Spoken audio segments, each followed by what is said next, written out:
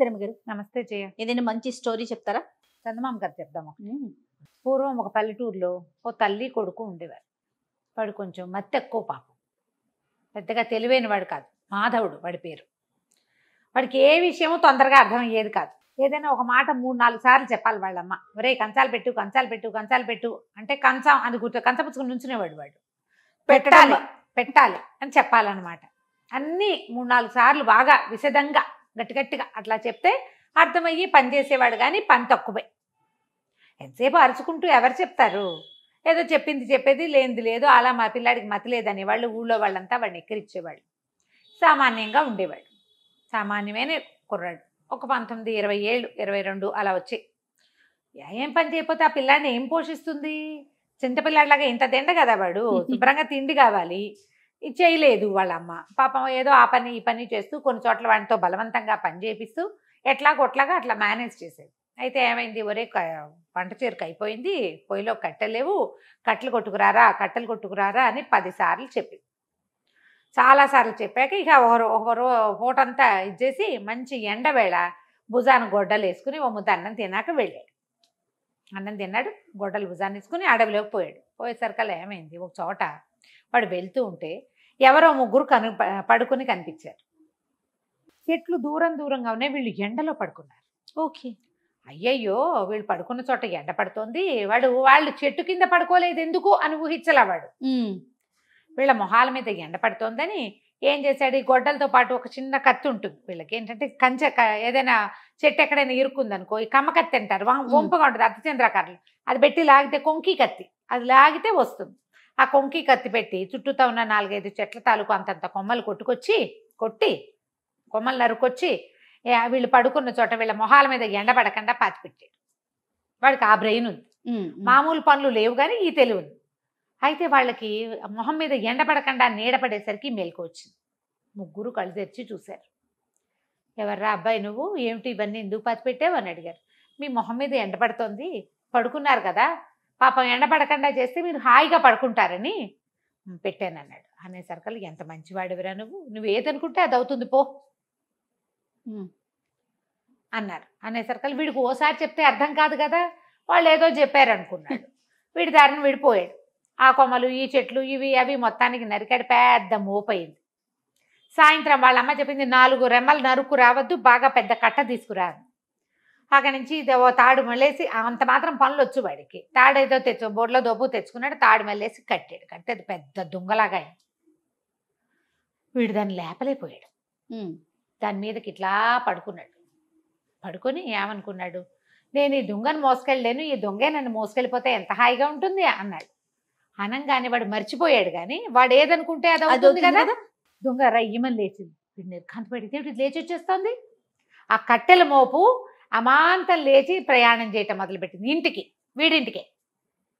ఈ దొంగే నన్ను ఇంటికి తీసుకెళ్ళిపోతే బాగుండనుకున్నాడు. ఇంటి వైపు ప్రయాణిస్తుంటే వీడు తెల్లబోయాడు. వాడికి అర్థమైంది, ఇందాక వాళ్ళు ఏదో అన్నారు, అదే ఇది ఏమో అనిపించింది కానీ బాగా తెలియలా. ఇంటికెళ్ళి అమ్మకి చెప్తే అమ్మ ఏదైనా చెప్తుంది.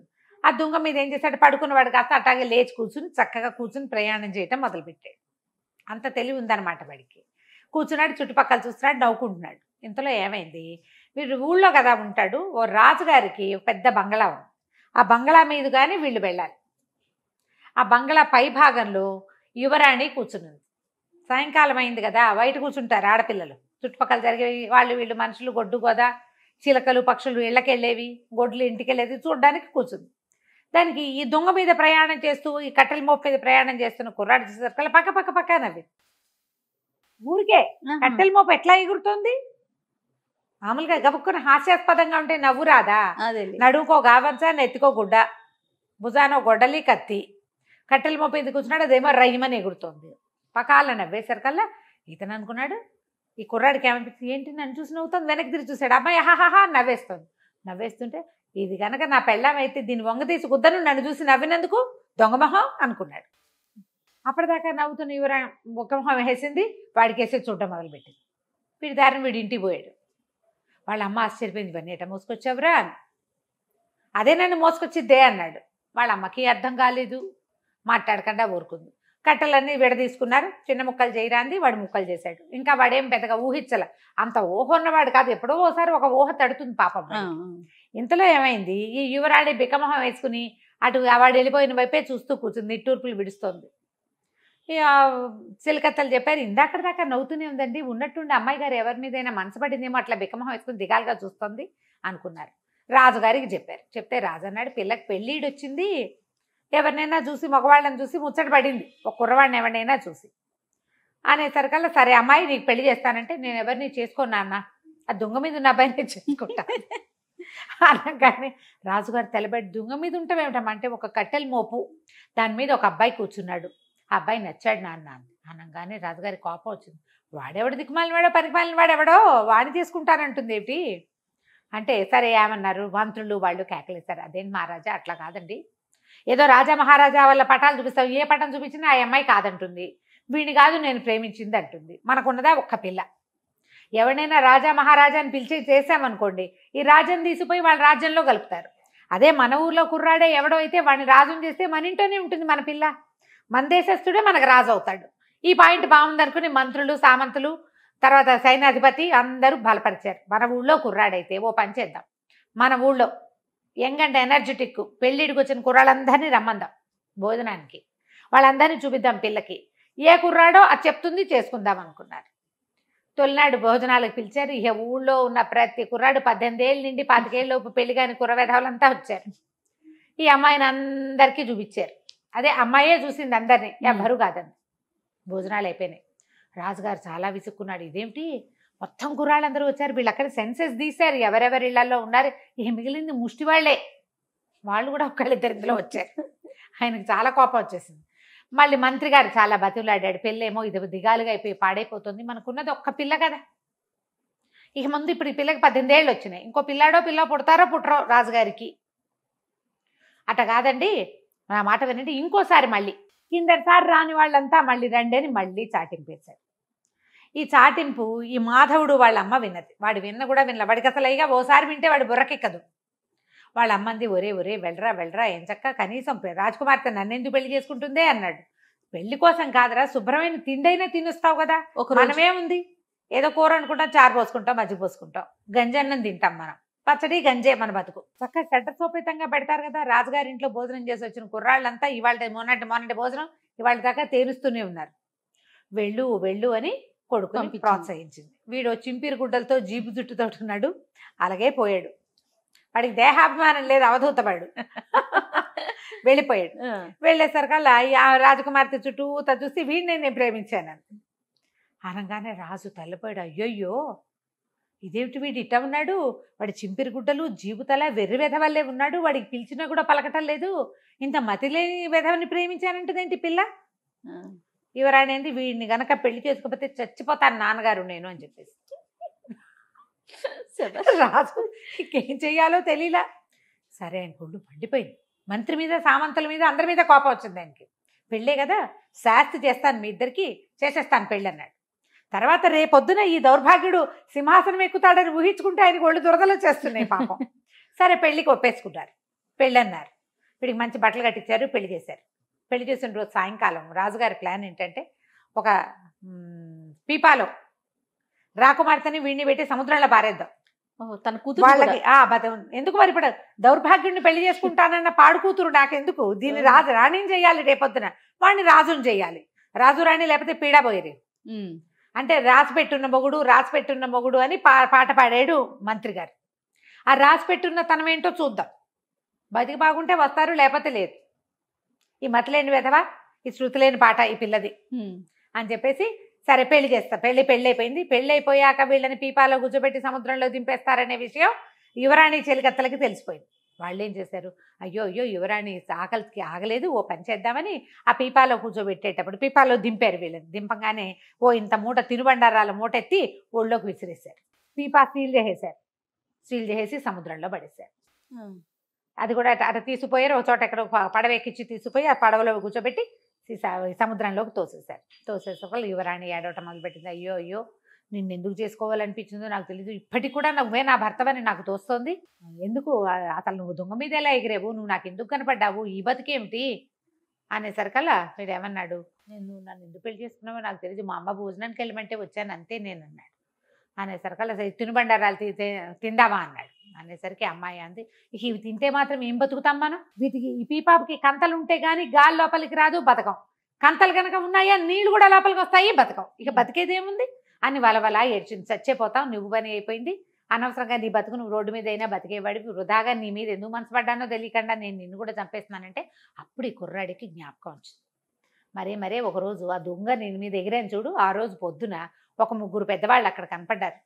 వాళ్ళు నువ్వేదనుకుంటే అది అవుతుందిలే పో అన్నారు. అందుకేనేమో నేను ఆ దొంగ మీద ఉన్నప్పుడు నువ్వు నవ్వేవు కదా, ఇది నా పెళ్ళం అయితే వంగు తీసి కుద్దుదాం అనుకున్నాను అనగానే మా యువరాణి అదేదో అనుకుని తగలబడి ఇప్పుడైనా ఏదో ఒకటి సరిగ్గా అనుకో అన్నది. అనేసరికల్లా ముందు ఆకలిస్తుంది ఇవి తిందాం అన్నాడు. ఇద్దరు కలిసి తినుబండారాలు పంచు తినేశారు. తిన్నాక మనల్ని రక్షించడానికి ఒక పడవ, ఒక నావ, ఒక ఓడ ఎవరైనా రావాలి. దీనికి చిల్లులు పడితే చచ్చిపోతాం, చిల్లు లేకపోయినా చచ్చిపోతాం. చిల్లులు కాదు, ఈ తేలుతున్న పీపాను చూసి ఎవరైనా పడవాడు ఒక ఓడవాడు వచ్చి మన ఎక్కించుకోవాలి అన్నది. అనగానే ఈ కుర్రాడు ఏమన్నాడు, సరే ఒక ఓడ ఎవరైనా మమ్మల్ని రక్షించడానికి వస్తే బాగుండు అనుకోగానే బాయమని పెద్ద చప్పుడు వినపడింది. ఓ పడవ వాళ్ళు, అదేదో దేశం వాళ్ళు పడవ మీద ప్రయాణం చేస్తూ వెళ్తూ, అంటే ఇప్పుడు సామాన్లు అప్పట్లో ఇవి ఉండేవి కదా వ్యాపారాలు, వ్యాపారస్తుల పడవ ఏదో తేలుతోంది ఏమిటో చూసి ఆ పీపాని దగ్గరికి లాగారు. వాళ్ళు ఏమనుకున్నారు, ఎవరో దినుసులు పట్టుకెళ్తుంటే పీపా పడిపోయి ఉంటుంది, ఏదైనా తినుబండారాలు ఉంటాయని చూస్తే అందులోంచి పిల్లాడు పెళ్లి కూతురు పెళ్లి కొడుకు వేషాల్లో బయటకు వచ్చారు. బయటికి రాగానే సరే వాళ్ళేమన్నారు, వేగు లోపలికి ఎక్కించుకున్నారు. వీళ్ళకి ఏదో కాస్త మంచినీళ్ళు తాగడానికి ఇచ్చారు. ఎక్కడ దిగుతారు అని అడిగారు. అడిగితే ఏదో ఒక లంకలో దింపేయండి అంది రాకుమార్తె. ఇప్పుడు వెనక్కి వెళ్తే తండ్రి ఏం చేస్తాడు, అవును లంకలో దింపేయంగానే యువరాణింది, నువ్వు తెలివిగా ఆలోచించి ఎక్కువ ఆలోచించబోక, మనకి ఇక్కడ ఒక ఇల్లు వాకిలి పనివాళ్ళు అందరూ కావాలని కోరుకో. అంటే ఒక రాజభవనం నిండా పనిచేసేందుకు పనివాళ్ళు, మంత్రి సామంతులు అందరూ కావాలి అని కోరుకున్నాడు. పెద్ద బిల్డింగ్ వచ్చింది ఆ లంక మీద. ఒక 2-3 మంత్రులు వాళ్ళు వచ్చారు. మహారాజా వచ్చారా అనుకుంటూ. ఓహో అన్నీ కుదిరినాయి, బాగానే ఉంది. అమ్మాయింది, నువ్వు మాత్రం ఆలోచించొద్దు, నేనే చెప్తాను. మెల్లిగా అంత చక్కగా స్థిరపడింది, తిండుంది, పని వాళ్ళకి పని ఉంది, చక్కగా తోటలు దొడ్లు ఏర్పరచుకున్నారు, అన్నీ బాగానే ఉన్నాయి. ఆ అమ్మాయి అంది, అలా కాదు, నువ్వు ఏదనుకుంటే అది అయ్యేటట్టయితే ఈ మామూలు మొహము, ఈ తెలివి తక్కువ బుర్ర ఎందుకు, చక్కగా అందమైన శరీరము, మంచిగా ఆలోచించే బుర్ర కావాలని కోరుకోవచ్చు కదా అని అన్నది. వాడి కూడా తట్టింది. వాడు అప్పుడు మళ్ళీ కోరుకున్నాడు, నాకు కొంచెం అందమైన దేహం కావాలి, మొహం అందంగా మారిపోవాలి, చక్కగా తెల్లగా పొడుగ్గా అందంగా అయిపోవాలి, నేను ఇలాగా అని అడగల, అందంగా అని అడిగాడు. తర్వాత నా తెలివితేటలు పెరగాలి, తెలివితేటలు పెరిగినాయి, అందంగాను అయ్యాడు. రాకుమార్తె భలే అందగత్తె. ఇద్దరు హాయిగా కులాసాగా ఉండటం మొదలుపెట్టారు. ఈ దీవి మీద చక్కగా సామ్రాజ్యం ఏర్పరచుకున్నారు, సొంత రాజ్యం. అది ఎంత దూరంలో ఉంది, వీళ్ళ ఊరు నుంచి కొంత ప్రయాణం చేస్తే అది వస్తుంది. సముద్ర తీరం వెంబడి వెళ్తూ ఉంటే ఒక దీవిలాగా ఉంటుంది, అక్కడ కనపడుతుంది. అయితే కొన్నాళ్ళు పోయాక రాజుగారు ఆ దీవి వెంబడి వెళ్తూ, కూతురు ఏమైపోయిందో ఆయన దిగులు పడుతూనే ఉన్నాడు. ఆ దీవి వెంబడి గుర్రం వేసుకుని వస్తూ చూశాడు, ఇదేంటి కొత్తగా ఈ దీవి మీద బిల్డింగ్లు వచ్చినాయి, ఎవరు చెప్పలేదు వేగులు వాళ్ళు అని చెప్పేసి తమ తాలూకు సైనికుల్ని కొంతమంది పంపించారు. పంపిస్తే ఈయన పేరు మాధవవర్మ అండి, ఈయన ఫలానా రాజుగారు అల్లుట్ట, ఆయన భార్య ఆయన కలిసి ఉంటున్నారు, ఇక్కడ చాలా పెద్ద ఇల్లు వాకిలి ఉన్నాయి, వాళ్ళకి మంత్రులు ఉన్నారు, సైన్యాధిపతి ఉన్నాడు, వాళ్ళంతా వ్యవసాయం అది చేసుకుంటున్నారు, బోళ్ళంతమంది పని వాళ్ళు ఉన్నారంటే రాజు ఆశ్చర్యపోయాడు. ఊరివిడి దుంపదగా వీడు ఎలా చేశాడు అని. సరే పడవలు వేసుకుని ఆ దీవిలోకి పోయారు. యువరాణిని చూసి సంతోషించాడు రాజు, భోజని భలే బాగా అయ్యింది అని. ఈ మాధవుడు ఏం చేశాడు, మా అమ్మని కూడా దగ్గర పిలిపించుకుందామని చెప్పాడు భార్యకి. సరేనంటే కొంతమంది సైనికులు పిలిచి మాధవవర్మ గారు మిమ్మల్ని రమ్మంటున్నారు అని తీసుకొచ్చి రాజభవనంలో దింపారు. రాజభవనంలో హాయిగా ఉండేది. కానీ ఆవిడ ఎప్పటికీ ఈ కుర్రాడే తన కొడుకని ఆవిడ తన కోడలని నమ్మల. పిచ్చి మీద ఎక్కడున్నాడో అనుకుంటుండేది. వాడి మొహం మారిపోయింది కదా, వాడు అమాయకుడు. యువరాణితో వాడికి పెళ్ళయిందనే సంగతి తెలుసు, ఆవిడకి తెలియదు. కానీ ఆ యువరాణి పక్కన ఉన్నవాడు తన కొడుకేనని ఆవిడ జీవితకాలము నమ్మల. హాయిగా కులాసాగా మాత్రం ఉంది. ఈ మతిలేని మాధవుడు చక్కగా ఇలా రాజకుమారుడైపోయి ఏంటంటే వాడు ఏం చేశాడు, ఇందులో ఒక చిన్న మంచి పని, ఆ పడుకున్న వాళ్ళకి గొడుగిచ్చాడు అంతే. వాళ్ళు ఏంటంటే 3 దేవతా పురుషులు. వాళ్ళు ఎండని భూమి మీద మానవులు ఎలా పడుకుంటారో చూద్దామని పడుకుని వీడు చేసిన ఆ ఎండ పడనివ్వకుండా చేసిన సహాయం వల్ల వాడికి ఇచ్చిన వరంతో వాడు హాయిగా జీవించాడు. కథ కంచికి మనం ఇంటికి. బాగుందండి. నమస్తే. నమస్తే గారు. నమస్తే. ఏదైనా మంచి కథ చెప్తారండి? 2 అమ్మాయిల కథ చెప్తాం. 2 అమ్మాయిలు అంటే 2 అమ్మాయిలు ఏం చేశారో బోల్డ్ ఐడియాలు వస్తాయి మనకి. ఒక ఊళ్ళో ఒక బాగా ధనవంతుడైన ఒక ఆయన ఉండేవాడట. ఆయన పెళ్లి చేసుకున్నాడు, కూతురు పుట్టింది. కొడుకు పుట్టలేదని ఆయన రెండో పెళ్లి చేసుకున్నాడు. రెండో భార్య కూడా ఇంకో కూతురు పుట్టింది.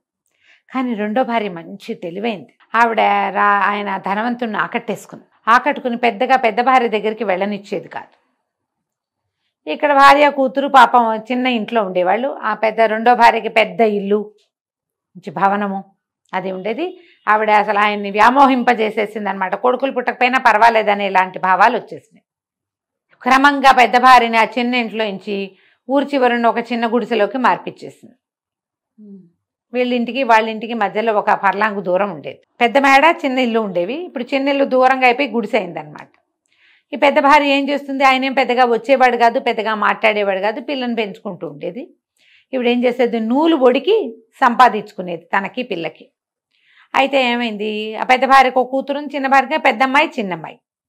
ఈ పెద్దమ్మాయి కూడా తల్లితో పాటు ఆ నూలు బడకటం నేర్చుకుంది. చక్కటి బుద్ధిమంతురాలు ఆ పిల్ల. ఆవిడ కూడా మంచిదే, భర్త అట్లా ఉన్నా ఆవిడేం అనేది కాదు. ఇక అంతే ఆయన మనస్తత్వం, ఏం చేస్తాము, గొడవ చేసుకుని ఏమవుతుందని ఆవిడేం మాట్లాడేది కంటే ఉండేది. పాపం వాకిట్లో కూర్చుని పిల్ల నూలు ఒడుకుతుంటే పెద్ద గాలి వచ్చిందట. గాలి వచ్చి ఈ ఒడుకుతున్న నూలంతా ఎగిరిపోయింది. పిల్ల అయ్యో అని పరిగెత్తింది ఆ ఎగిరిపోతున్న దాన్ని పట్టుకోవటానికి. వలవలా ఏడ్చేస్తోంది, కళ్ళలోంచి నీళ్ళు గారిపోతుంది. మా అమ్మ వస్తే నేనేం చెప్తాను, ఇంట్లో చీకట్లో కనపట్లేదని బయట కూర్చుంటే గాలి వచ్చి కొట్టేసింది, అయ్యో గాలి దేవుడా ఎంత పని చేసావు అని ఏడుస్తూ కళ్ళలోంచి నీళ్ళు ఇట్లా కారుతుంటే ఆ గాలికి ఆ కళ్ళ నీళ్ళు కూడా ఇలా వెళ్తున్నాయి. అయితే ఆమె వెనకాల నుంచి వస్తున్న గాలి దేవుడు అన్నాడు, ఏం పర్వాలేదులే, పోయినాయి నీ ఏడవకు, పద నాతో రా, నీవు నూలు నీకు ఇప్పిస్తాను అని చెప్పాడు. పిల్ల గాలితో పాటే అలా ముందుకెళ్ళింది. వెళ్ళేసరికల్లా ఏమైంది, అక్కడ ఒక ఆవు కనపడింది. ఆవంది, అమ్మాయి ఎక్కడికి వెళ్తున్నావమ్మా అని అడిగింది. గాలిదేవుడు నా నూలు ఇప్పిస్తానన్నాడు, నేను వెళ్తున్నాను. ఆవంది, కొట్టమంతా మురిగ్గా ఉంది, కూర్చోలేకపోతున్నాను, నుంచోలేకపోతున్నానమ్మా, కొంచెం ఇదంతా శుభ్రంగా తుడిచిపెట్టవా. సరేనని పిల్ల ఏం చేసింది, అక్కడ ఇక్కడ కనపడిన కొబ్బరి పుల్లలన్నీ సరిగ్గా చేసి చీపు గట్టిగా కట్టి చక్కగా అదంతా శుభ్రంగా తుడిచింది. ఆ పక్కన ఏదో బాగుంటే నీళ్ళు చేది అదంతా కడిగింది. 4 బొక్కెన్లు నీళ్లు తోడి ఆవును కూడా శుభ్రంగా కడిగింది. అంతా పేడగా అలా పిచ్చి పిచ్చిగా ఉన్న ఆవు తెల్లగా మెరుస్తుంది. అక్కడి నుంచి ఆవుకు దండం పెట్టింది. ఆవు వెనక భాగానికి దండం పెడతారు కదా. సరే పనిలో ఉన్నావు, నేను నిన్ను ఆపానమ్మా అంది. అది కాదులే, ఏముంది పని, వెళ్తాను ఎలాగూ, నువ్వు గోమాతవే, నిన్ను చూసుకోవాలి కదా మనుషులం మేము, అందుకని ఈ పని చేశాను, కొట్టంలోకి వెళ్ళి పడుకో, కొట్టమంతా శుభ్రంగా ఉందని చెప్పింది. ఆవు లోపలికి వెళ్ళిపోయింది. ఈ అమ్మాయి మళ్ళీ నడవటం మొదలుపెట్టింది. గాలి ఆ పక్కకి వీస్తుంది, ఏ పక్కకి వెళ్తే ఆ పక్కకి రమ్మన్నాడు. ఆ పక్కకి వీస్తుంటే ఆ పక్కకి నడుచుకుంటూ వెళ్తుంటే ఒక అరటి చెట్టు కనపడింది. అక్కడ అరటి చెట్టుకి కొంచెం చిన్న గేలేస్తే అరటి చెట్టు చుట్టూతా రకరకాల తీగలు, ఎన్ని తీగలో దాని మీద పడిపోయి ఆ తీగలన్నిండా కాయలు పువ్వులు. ఆ బరువు అంతా అరటి చెట్టు మీద బరువు పడకూడదు, అది వంగిపోతుంది. పడక్కమందంటే విరిగిపోయినట్టే. ఆ అరటి చెట్టు కేకేసిన, అమ్మాయి ఎక్కడికి వెళ్తున్నావు, నా దగ్గరికి రా, నాకు పని ఉందని. అరటి చెట్టు పీలుస్తోంది కదా, పాపం గేల కూడా వేసిందని దగ్గరికి వెళ్ళింది. ఈ చుట్టూతా ఉన్న తీగలన్నీ తీసేవా, నేను ముయ్యలేకపోతున్నాను, నా గేలే పడింది, ఇది చచ్చిపోతున్నాను నేను అనగానే పిల్ల ఏం చేసింది, కొంగు దొప్పుకుని ఆ చుట్టూతా ఉన్నవన్నీ మొక్కలన్నీ పీకేసి ఆ పైన ఉన్న తీగలన్నీ చేసి చుట్టూతా అరటి చెట్టు చుట్టూ ఏం ఉంచకూడదు, అదే ఉండాలి. అప్పుడు పిలకేసేసారు, అది గెలేసేసరికి పిలకేస్తుంది, ఆ గెల వచ్చేసరికి పిలక ఎదుగుతుంది, దాని రకం అది కదా. గ్యాప్ లేదు అరటి చెట్టుకి, చుట్టూతా అంతా ఖాళీ చేసేసి చాలా నీకు ఇది సరిపోతుందంటే సరిపోతుంది, నువ్వు ఎక్కడికి వెళ్తున్నావని. నా నూలంతా ఎగిరిపోయింది, గాలిదేవుడు నాతో రా, నూలు ఇప్పిస్తానన్నాడు, దానికోసం అని వెళ్తున్నాను అంటే, సరే నీకు మంచి జరుగుతుంది, వెళ్ళమంది. అరటి చెట్టు ముందుకెళ్తుంటే ఒక గుర్రం కనపడింది. ఆ గుర్రం చెప్పింది, ఓ అమ్మాయి ఎక్కడికో పరిగెట్టుకుంటూ వెళ్తున్నావు, ఇట్రా, నా మీద ఈ జీన్ ఎంత బరువుగా ఉందో, ఈ జీన్ ఓడదీసి కింద పెట్టవా అని అడిగేసరికల్లా సరే. ఈ అమ్మాయి ఏం చేసింది, నువ్వెందుకు మొయ్యలేకపోతున్నావు అంది. నేను కడుపుతో ఉన్నాను, ఈ జీన్ బరువు మొయ్యలేకపోతున్నాను, వేసేసి వెళ్ళిపోయాడు రాజకుమారుడు, తీయి అది మొత్తం తీసింది. ఆ జీన్ తీయటం కూడా కష్టమే, పిల్ల నానా తంటాలు పడి ఆ జీన్ ఓడదీసి కింద పెట్టింది. గుర్రం అమ్మాయి అని గాలి పీల్చుకుని, నీ దారి నువ్వు వెళ్ళు, నువ్వు ఎంతో మంచిదానివి, నాకు ఎంత సహాయం చేసావో అని బోల్డ్ మెచ్చుకుంది. సరే పిల్ల ముందుకు అట్లా వెళ్తుంటే ఇక గాలి ఏం చేసింది, ఒక పెద్ద బిల్డింగ్ లాగా ఉన్న చోటకి ఈ అమ్మాయిని తీసుకుపోయి లోపల అమ్మలగన్న అమ్మ ఉంది, నువ్వు వెళ్ళు, నీ నూలు నీకు ఇస్తుందా అనేసరికి ఈ అమ్మాయి లోపలికి వెళ్ళింది. లోపల ఒక ముసలి మా అమ్మ కూర్చుని ఉంది, చక్కగా ఉంది. ఆవిడ ఈ అమ్మాయి గాలి అంత ఎగిరిపోయిందిగా, రాట్నము నూలు వడుకుతున్నది అన్నీ ఎగిరిపోయినాయి. అది పట్టుకుని ఇట్లా వడుకుతుంది. ఈ అమ్మాయి చూసింది, అమ్మ నా నూలు నాకు ఇప్పించవా అని అడిగితే, ఎందుకు ఇప్పించను, చక్కగా ఇప్పిస్తా. నువ్వు చూడు ఎప్పటి నుంచో రోడ్డు మీద ఉన్నట్టున్నావు, ఒళ్ళంతా దుమ్ము మురికి కొట్టుకుపోయినావు. నువ్వు పోయి ఇక్కడ కొలనుంది కోనేరు, కోనేటిలో స్నానం చేసిరా, 2 సార్లు మునుగు, 3ఓసారి మునగద్దు, 2 మాటలే మునగాలి అన్నది. సరేనని పెళ్ళి ఏం చేసింది, వెళ్ళి నీళ్లలో మునిగింది. మునగంగానే తెలుసుకుంది ఒళ్ళంతా తెల్లగా అయిపోయింది, తనకి చక్కగా ఉంది, నున్నగా మెరుస్తోంది. మళ్ళీ మునిగేసరికల్లా పిల్ల బోసిగా ఉన్న పిల్లకి చెవులకు ఆభరణాలు, మెళ్ళలోకి వస్తువులు అన్నీ వచ్చేసినాయి. నీటిలోంచి బయటకు వచ్చింది. అక్కడ ఏవో బట్టలు పెట్టున్నాయి, కట్టుకుంది. వచ్చి ముసలమ్మ దగ్గరకు వచ్చింది. మళ్ళీ అమ్మ నా నూలు ఇప్పించవా, ఎందుకు ఇప్పించాను, ఇప్పిస్తాను, ఎన్నాళ్ళైందో నువ్వు సరిగ్గా తిని, పక్కనే భోజనశాల ఉంది, వెళ్ళి శుభ్రంగా భోజనం చేసిరా అనేసరికి పిల్ల అక్కడికి వెళ్ళింది. ఆ హాల్లో బోళ్ళని పప్పులు, కూరలు, పులుసులు అన్నీ పెట్టున్నాయి. అన్నం ఉంది, పేటేసుకుని కంచం పెట్టుకుని అన్నం తిన్నది.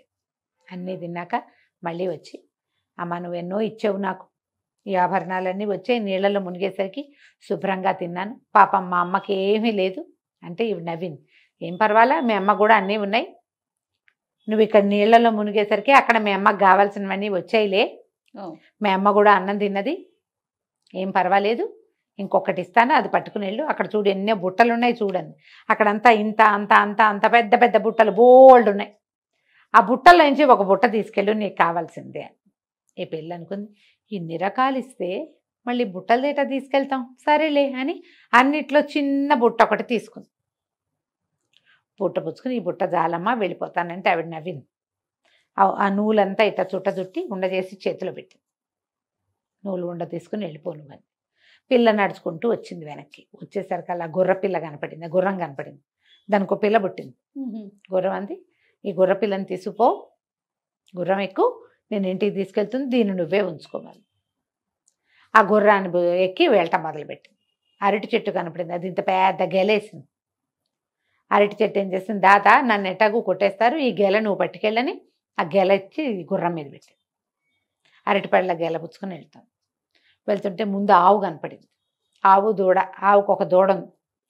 ఆవు ఏం చేసింది, ఇట్రా అని ఆ ఘాట్లో చూడు ఇక్కడ సంచి ఉంది, ఆ సంచి తీసుకో అంది. ఆ సంచి నిండా బంగారు మొహరీలు ఉన్నాయి, ఈ సంచి పుచ్చుకెళ్ళు, ఒక్కడు కూడా ఇది శుభ్రం చేయాల, నువ్వే ఇది శుభ్రం చేసిన దానివి అని చెప్పి ఆ బంగారం ఉన్న మూట పిల్ల చేతిలో పెట్టి, ఆ పిల్ల ఆ గుర్రం మీద వేసుకుని ఆ గుర్రం ఎక్కి నిదానంగా ఇంటికి వెళ్తే తమ ఇంటి ప్లేస్లో పెద్ద ఇల్లు వాకిలి అన్నీ ఉన్నాయి. అప్పుడు ఈ పిల్ల చెప్పింది, అమ్మలుగా అమ్మని చూశాను, ఎంత బాగుందో, ఇదిగో ఈ నూలేమో నీకు ఇచ్చింది, ఈ బుట్ట నాకు ఇచ్చిందమ్మా అని చెప్పి అరటి పళ్ళ గెల, ఈ గుర్రము, డబ్బు అన్నీ తల్లికి అప్పచెప్పింది. అమ్మంది, ఈ బుట్టలో ఏముందమ్మా, ఏమో నాకు తెలియదమ్మా, ఏదో ఒక బుట్ట తీసుకెళ్ళమంది, ఇన్నిచ్చింది, ఇంకా పెద్ద బుట్ట ఎందుకని చిన్న బుట్ట తీసుకొచ్చానమ్మా, ఎక్కడైనా తగిలించుకుందాం బాగుందని. అమ్మంది, అందులో ఏముందో చూద్దాం పట్టని ఆ బుట్ట తీశారు. ఆ బుట్ట ఎప్పుడైతే ఓపెన్ చేశారో అందులో నుంచి ఒక పెద్ద వెలుగులాగా బయటకు వచ్చి ఒక పొడుగాటి కుర్రాడు వచ్చాడు అక్కడికి. ఆ వెలుగు ఒక కుర్రాడుగా మారింది. ఆ అబ్బాయి ఏం చెప్పాడంటే, నేను ఈ దేశాలని రాజుగారి 2వ కొడుకుని, ఓహో, ఈ బుట్టలో ఉన్నాను నేను, నన్ను ఎవరు బయటికి తీస్తారో ఆ పిల్లని నేను పెళ్లి చేసుకోవాలని అమ్మలుగన్నయ్యమ్మ చెప్పింది నాకు అని చెప్పి ఈ పిల్లని నేను పెళ్లి చేసుకుంటానన్నాడు. వాళ్ళ అమ్మ ఆశ్చర్యపోయింది. ఓరిని వాళ్ళే చక్కగా పిల్లకు పెళ్లి చేయాలన్నదే దిగులు, పెళ్లి కూడా కుదిరిపోయింది. చక్కగా అంగరంగ వైభవంగా పెళ్లి చేశారు. రాజుగారు 2వ కుమారుడు వీళ్ళ మేడలోనే ఉండిపోయాడు. చుట్టుపక్కల వాళ్ళందరూ ఓహో పిల్లకి ఎంత దశ పట్టిందని చెప్పుకున్నారు. రాజుగారి ధనవంతుడి చిన్న భార్య కూతురికి కూడా పిలిపెళ్ళింది, చిన్నమ్మాయికి కూడా. కానీ వాళ్ళు రాళ్ళ పెళ్ళికి. ఇంత చక్కటి పెళ్లి కొడుకు వచ్చాడు, ఏమిటో ఇవి అవి కలిసి వచ్చినాయి, గుర్రం వచ్చింది, వాళ్ళ ఇంటికి అవి వచ్చినాయి ఇవి వచ్చినాయి అని చెప్పుకున్నారు. సరే 2వ భార్య అంది, వసే అవన్నీ మనకి వస్తాయే, నువ్వు వెళ్ళు, నువ్వు కూడా వెళ్ళు, ఆ అమ్మలుగా నమ్మ ఏమిటో చూసిరా, ఇట్టాట నేను వెళ్ళి కనుక్కున్నాను అన్నీను, ఏమీ లేదు, వాకిట్లో నూలు వడుకుతూ కూర్చో, గాలి వస్తే గాలితో పాటు పో, అమ్మలుగా నమ్మని చూసిరా, నీకు కావాల్సింది అడిగి తెచ్చుకోవచ్చు, పెద్దది అటాగే తెచ్చుకుంది, నువ్వు కూడా అటాగే తెచ్చుకోవచ్చు. చిన్నది మహాపొగరబోతు, సాగుబడి, దాని ఇష్టం. వాళ్ళమ్మ ఇప్పుడు వాళ్ళ దగ్గర చాలానే ఉన్నాయి, ఉంచుకోవచ్చు కదా. ఈ వీళ్ళ దగ్గర ఉన్నా కూడా మనకే కావాలని ఎందుకు అనుకోవాలి ఎవరైనా? సరే వాకిట్లో కూర్చుంది నూలు పడుకుతూ, గాలి రాదు పాడు రాదు ఎప్పటికీ. దాంతో ఏం చేసింది ఈ అమ్మాయి, లోపల నుంచి ఒక విసినకర్ర పట్టుకొచ్చి బాగా విసిరి ఆ నూలంతా ఎగిరిపోయేలాగా చేసింది. విసరగా గాలిదేవుడు వచ్చాడు. ఏమిటమ్మాయి విసురుతున్నావు అన్నాడు. నా నూలంతా ఎగిరిపోయింది, నాకు తెచ్చివా అంతే. సరే నాతో రా, నేను తెచ్చిస్తానన్నాడు. సరే వెంబడి పెట్టు తీసుకుపోయాడు. తీసుకెళ్తే ఒక ఆవు కనపడింది అక్కడ. ఆవు చెప్పింది నా కొట్టమంతా శుభ్రంగా లేదు, కొంచెం బాగు చేస్తావంటే బాగు చేస్తావు. కొట్టం బాగుండిపోతే వాకిట్లో పడుకో. కొట్టమే పడుకోవడం నీకు అది బెడ్రూమ్ కావాలా ఏంటి? నీకు గది అంతఃపురం కాంతవా నువ్వు? బయట పడుకో చెట్టు కింద. ఇవన్నీ ఎవరు చేస్తారు ఈ పనులన్నీ?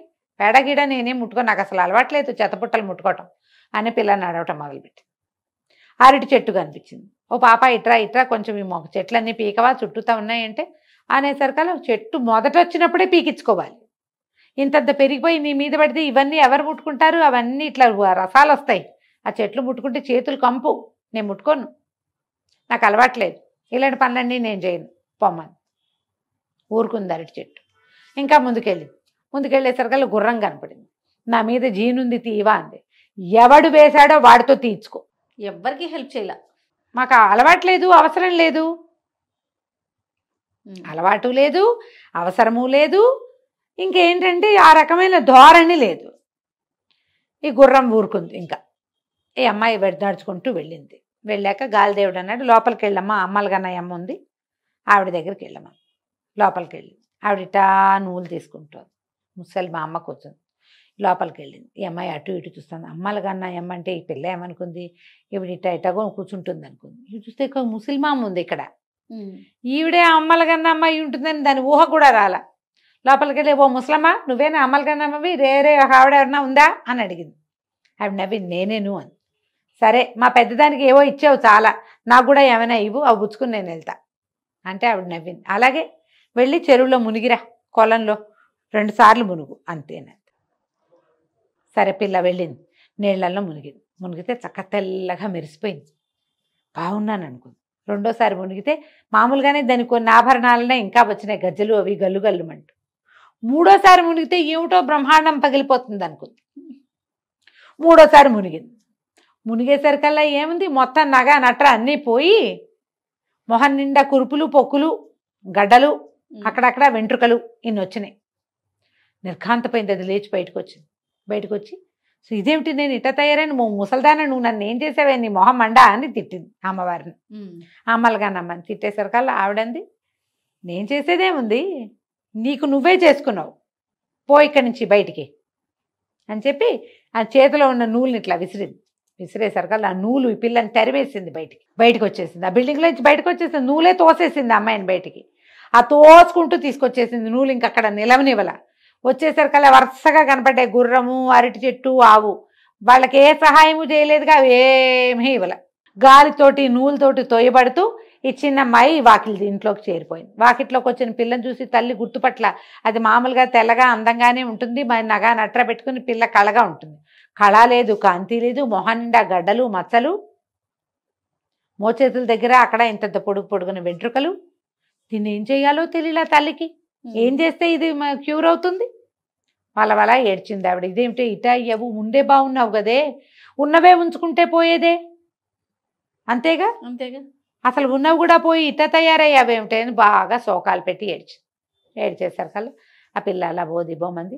ఏం జరిగిందో చెప్పమంటే తల్లి మొత్తం లిస్ట్ అంతా చెప్పింది. తల్లి కేకలిసి, నీకు వినయం లేదు, వందనం లేదు, అది వినయంతో సాధించుకుందే అంటే పిల్ల అడిగింది, నువ్వు నాకు ఎప్పుడైనా చెప్పావా వినయంగా ఉండమని? నీకు లేదు, నాకు నేర్పలేదు, నాకు రాదు, వెళ్ళకుండా ఉంటే సరిపోయింది, నాకేం వెళ్ళటం ఇష్టం లేదు, నువ్వే పంపించావు, దానికి వచ్చిందేదో నాకు కూడా రావాలని, ఇప్పుడు ఇటా వచ్చాను, నాకేం చేస్తావో చెయ్యి అంటే ఇవిడేం చేస్తుంది, లబోదిబోం అంటూ పోయి ఆ పెద్ద అమ్మాయిని అడిగింది. నువ్వు వెళ్ళిన చోటకే దీన్ని పంపించాను, ఇది ఇట్ట అయిపోయింది, నేనేం చేయను అని. ఆ పిల్ల ఏం చేసింది, సరే లేపింది చూద్దామని మళ్ళీ ఒకరోజు వాకిట్లో నూలు వడుకుతో కూర్చుని, దానికి అవసరం లేదు, గాలి వచ్చేసరికల్లా మా చెల్లిని మామూలుగా చేయమని అడిగి మళ్ళా వెళ్ళి చెల్లెల్ని వెంబడి పెట్టుకుని చెల్లెలతోటి ఆవుకి సేవ చేయించి, అరటి చెట్టుకి సేవ చేయించి, గుర్రానికి సేవ చేయించి వెంబడి పెట్టుకెళ్ళి 2 సార్లు మునిగించి దాన్ని మామూలు మనిషిని చేసి తీసుకొచ్చుకుంది. ఆ తర్వాత ఇంకెప్పుడు ధనవంతుడు తన పెద్ద భార్యను నిర్లక్ష్యం చేయలే. ఈ చిన్న భార్య కూతురు కూడా వీళ్ళతోటి చక్కగా ఉన్నారు. ఆ పిల్లకి మొగుడిని వాళ్ళే వెతుక్కున్నారు. అమ్మలుగా నా అమ్మ అయితే దానికి వరుణ్ ఇచ్చే ఉద్దేశం చేయలేదు. ఎందుకంటే ఇంతకు ముందు ఏం చేసింది ఆ పిల్ల, ఆవిడ ఏదైనా ఒక బుట్ట తీసుకెళ్ళమంటే పెద్ద బుట్ట తెచ్చుకుంది. ఆ పెద్ద బుట్టలోంచి ఒక తాచుపాము వచ్చింది. ఓహో. ఈసారి ఏమీ జరగల అలాంటివి. ఇంటికి వచ్చాక తర్వాత అది మామూలుగా అయిపోయింది. ఇంకా ఈ పెద్ద అమ్మాయితోటి పంతం ఏమీ లేదు. జీవితం మాత్రం మెల్లిగా బాగుపడింది. అందుకని ఎప్పుడు కూడా ఎవరికైనా లభించిన దాన్ని చూసి మనకున్నది చాలదు అలాంటిది కావాలనుకోకూడదు. వాళ్ళలాగా కాదు, మనలాంటి దారిలోనే మనం వెళ్ళాలి. మనం పిల్లలకి అది అర్థమయ్యేలాగా చెప్పాలి. వాళ్ళకుంది నాకు కావాలి అనకూడదు. వాళ్ళది వాళ్ళదే, మనదే మనదే. దానికోసం సరదాగా ఈ కథ చెప్పచ్చు. తప్పకుండా అండి. నమస్తే. నమస్తే. నమస్తే రమ్మగారు. నమస్తే జయ. రమ్మగారు, మనల్ని తిట్టేవారిని వారు మనతోనే ఉంటారు, ఎలా హ్యాండిల్ చేయాలి? ఇప్పుడు ఫర్ ఎగ్జాంపుల్ ఇంట్లో వాళ్ళు, అమ్మ కావచ్చు, అత్తయ్య కావచ్చు, ఫ్యామిలీ మెంబర్స్, లేకుంటే స్నేహితులు, లేకుంటే ఆఫీస్లో వర్క్ చేసేటప్పుడు వారు మనతోనే ఉంటారు, వాళ్ళని మనం హ్యాండిల్ చేయాలి. చాలా కష్టం కదండి. సందర్భాన్ని బట్టి సింపుల్గా మాట్లాడేసుకోవచ్చు కానీ కరెక్ట్ అండి. మామూలు మాటలు వేరు. నువ్వు అప్పుడు అలా చేసావు, ఇప్పుడు ఇలా చేసావు, నీకు బుద్ధి లేదు, నీకు జ్ఞానం లేదు, నువ్వు ఎందుకు పనికిరావు, ఇలా మాట్లాడతారు. ఇప్పుడు ఇది ఎలా అంటే మన వాళ్ళే అనుకుంటాం. మన అమ్మ, ఆవిడకి మన లోటుపాట్లు అన్నీ తెలుసు. మనం ఎక్కడెక్కడ రాంగ్ స్టెప్స్ వేసాం, ఎక్కడెక్కడ పప్పులో కాలేసాం, ఏవేవి చెడగొట్టేసాం, ఎంత సమయం వృధా చేసాం, డబ్బు ఎంత పాడు చేసాం మన అమ్మకి తెలుసు. అమ్మ తిట్లన్నీ దీవెనలే, అవన్నీ మన మంచికి. అమ్మ నాన్న ఓకే. అక్కడి నుంచి మన అత్తగారు కూడా ఇదే పొజిషన్లో ఉంటుంది. అవును. కాకపోతే మనం దాన్ని తీసుకోలేకపోతాం. అమ్మ తిడితే తీసుకున్నట్టు అత్తగారు తిడితే తీసుకోగలమా? క్యారెక్టర్స్ని బట్టి మారిపోతూ ఉంటుంది కదండి. జనరల్గా మారిపోతుంది. అక్కడి నుంచి సిచ్యువేషన్ని కొనసాగనివ్వకుండా తిట్టేవాళ్ళు కొంతమంది ఉంటారు. మీ అమ్మ మీ నాన్న దాకా వెళ్తారు. అవును. వీళ్ళతోటి ఎట్లా హ్యాండిల్ చేసేది ఒక పెద్ద టఫ్ టాస్క్. భర్తలు తిట్టేవాళ్ళు ఏం మాట్లాడినా ముందు లకార మకార ప్రయోగాలు, తిట్టడం, బూతులాడేయటం, ఏదో ఒకటి అనేయటం, ప్రతిదానికి నువ్వు ఇలా చేసావంటే నీ ఉద్దేశం అదనమాట అని తిట్టడం. ఇది ఇంకో టఫ్ టాస్క్. అవును. ఈ రెండూ కాకుండా మూడోది ఇంకోటి ఉంది. ఎక్కడికో వెళ్ళాం, ఏదో పని చేయబోయాం, అక్కడున్న వాళ్ళు తిట్టడం మొదలు పెడతారు. చిన్న చిన్న విషయాల్లో జయ, బస్సులో తోపులాటల దగ్గర నుంచి వాకి ఏదైనా అడ్రస్ అడగబోతే కూడా తిడతారు కొంతమంది. వాళ్ళ లోపల అసహనాన్ని దాచుకోరు. అసలు వాళ్ళకి ఎందుకు అసహనం ఉందో వాళ్ళకు కూడా అర్థం కాదు, తెలీదు, వాళ్ళకి అర్థం కాదు. ఇప్పుడు మన క్లోజ్ సర్కిల్స్లో అనుకో, కొంతమందిని మనం అవాయిడ్ చేయగలుగుతాం. అవును. కొంతమందిని అలవాటుగా వాళ్ళ తిట్లు స్వీకరించేస్తాం, కొంతమంది నుంచి పారిపోతాం అసలు వాళ్ళని చూడకుండా. కానీ ప్రతి చోట వస్తాయి తిట్లు. ఇప్పుడు ఏం చేయాలి, ఎలా హ్యాండిల్ చేయాలి? బౌద్ధ జాతక కథ ఒకటి చేయాలి. చిన్న కథ. ఒక బుద్ధిస్ట్ మాంకు భిక్షకెళ్ళాడు. ఆ ఇంట్లో ఆవిడ పొద్దునే మొగుడుతో ఏదో తగాదా పడింది, ఏదో గందరగోళమైంది. పని పాట లేదా, ఇళ్ళమ్మడి పడి తిరుగుతారు ఎప్పుడు, ఇప్పుడు ఎవడు పెడతాడు నీకు అని అరిచింది. ఈయన రెండోసారి అడగాలి, భవతి భిక్షాన్ దేహి అని. అడగగానే తేలిగ్గా కూర్చున్నావా, తేరగా ఉందా, పని లేవు పాట లేవు మీకు అన్నది. మూడోసారి కూడా అడిగాడు. మూడోసారి మళ్ళీ భవతి భిక్షాన్ దేహి అన్నాడు. ఆవిడ రయ్యమని లేచి చేతిలో ఉన్న చాట బయటికి విసిరేసి, ఇట్లా చంపుకు తింటున్నారు, ఊరంతా బిచ్చగాళ్ళు తయారయ్యారు అని. ఇంకా ఆవిడ కొంచెం, నేను కాస్త మామూలు భాష చెప్తున్నా కదా, ఘాటైన పల్లెటూరి భాషలో 4-5 వాక్యాలు అన్నది. ఆయన నిశ్శబ్దంగా వెళ్ళిపోయాడు. ఈవిడ విసిరేసిన చాట తెచ్చుకుని మళ్ళీ బియ్యం అందులో పోసుకోపోయి ఏమనిపించింది, నేను తిట్టే కదా ఈయన, పెడితే పెట్టవులే పోవమ్మా, పెద్ద పెట్టావు కానీ, అలాంటివి ఏమి అనలేదేమిటి. పైగా మొదట తిట్టా, మళ్ళీ అడిగాడు, మళ్ళీ తిట్టా, మళ్ళీ అడిగాడు. మూడోసారి ఆయన రివర్స్లో అవ్వాలి, లేదా రుసరుసలాడాలి, దుమదుమలాడాలి. ఎలా ప్రశాంతమైన మొహంతో వచ్చాడో అలాగే వెళ్ళిపోయాడు. ఏమిటి, ఏమైనా శాపం ఇస్తాడేమోనని డౌట్ వచ్చింది. ఓహో. ఆ చాట అక్కడ పెట్టి ఆయన వెనకాల పరిగెత్తుకుంటూ వెళ్ళింది. ఆయన అప్పటికే మూడో ఇంట్లోకి వెళ్ళిపోయాడు. ఈవిడికి ఈ జ్ఞానోదయం అయ్యి ఈ ఊహొచ్చి వెళ్ళేసరికి వీళ్ళు ఇల్లు అయింది, పక్క ఇల్లు అయింది, ఆ పక్క ఇంటికి వెళ్ళాడు. వెనకాల భిక్షు ఆగని పరిగెత్తింది. ఆగాడు. ఏమ్మా ఏమిటమ్మా అన్నాడు. నేను నిన్ను తిట్టే కదా, నీ కోపం రాలేదా, మరి నువ్వేం అనలేదు ఎందుకు అని అడిగింది. నేను తీసుకోలేదమ్మా అన్నాడు. తీసుకోపోవటం ఏంటి, తిట్టే కదా, చెవులు లేవు నీకు, ఉన్నాయిగా చెవులు. అవునమ్మా నేను తీసుకోలేదు అన్నాడు. ఎందుకు తీసుకోలేదు నువ్వు, నేను తిట్టినప్పుడు నువ్వు తీసుకోవాలి, నువ్వెందుకు తీసుకోవాలి. అమ్మ నువ్వు భిక్ష నా పళ్ళెంలో పెట్టావు, అది నా పాత్రలో పడింది, పుచ్చుకుంటా, నేను భిక్ష కోసమే వచ్చా, నువ్వు తిట్టావు, నా చెవిలోకి వెళ్ళి బయటికి వెళ్ళిపోయింది, నేను అది ఉంచుకోవాలా, నేను తీసుకోలేదు దాన్ని అన్నాడు. ఎందుకు తీసుకోవో ఎలా తీసుకోవో చెప్పు నువ్వు నాకు. నేను నీకు ఒక ఆవుని ఇచ్చాను అనుకో, అది ఎవరిది అన్నాడు. నాకు ఇచ్చావు కాబట్టి నాదే అని.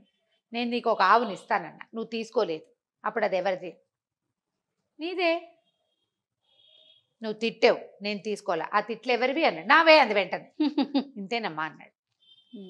తిట్లు తీసుకోవద్దు, నువ్వు రియాక్ట్ అయ్యావనుకో తగాదా పెరుగుతుంది, ఆ తిట్లు నీ చెవిలో అలాగే ఉండిపోతాయి. ఒకసారి ఒకళ్ళు అవతల వాళ్ళ దుర్భాషలు ఆడితే నువ్వు కూడా దుర్భాషలే ఆడతావు.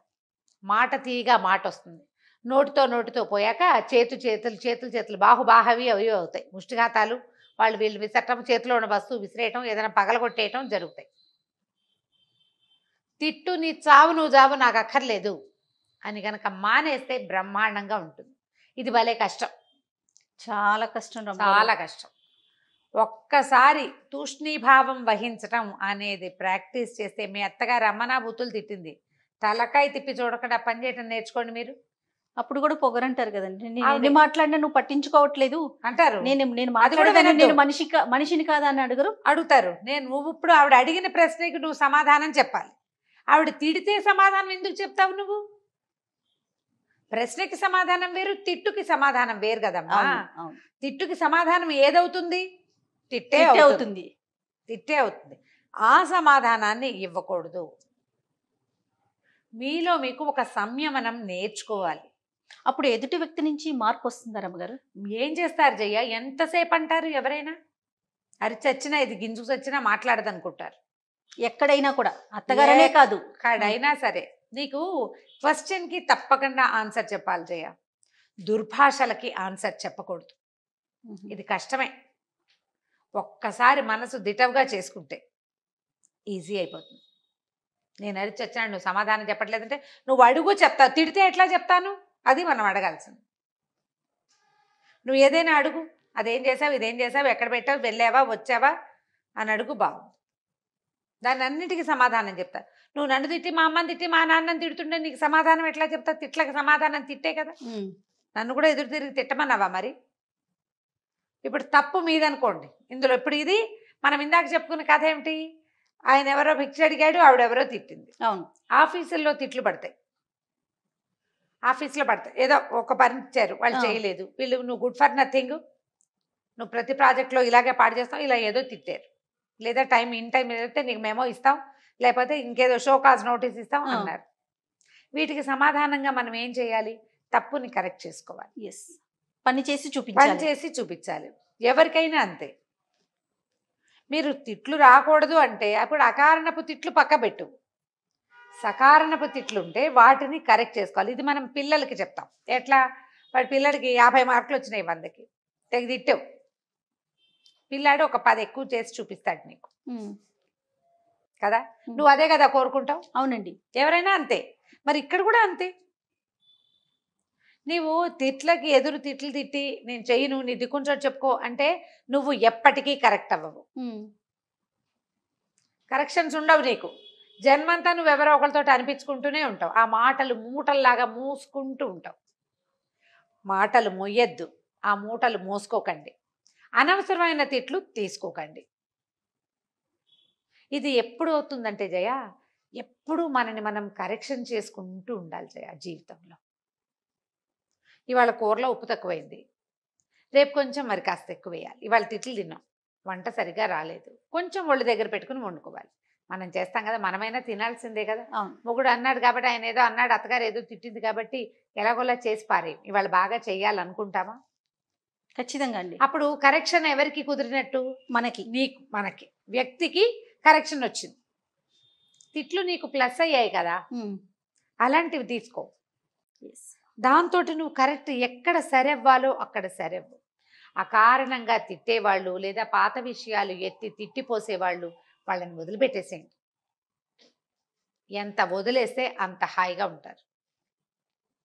ఇది వాళ్ళ హాయి కాదు, మనకి హాయ్. మనకి హాయి. దీన్ని మోయద్దు. ఇది ప్రాక్టీస్ భలే కష్టం. ఈ చెప్పినంత ఈజీ మాత్రం సచ్చినా కాదు. అవునండి. భలే కష్టం. బట్ ఈ కరెక్షన్ని నేర్చుకుంటే ఇవాళ రేపు మనకి సమాజం చాలా చిన్నది, ప్రపంచం చాలా పెద్దది.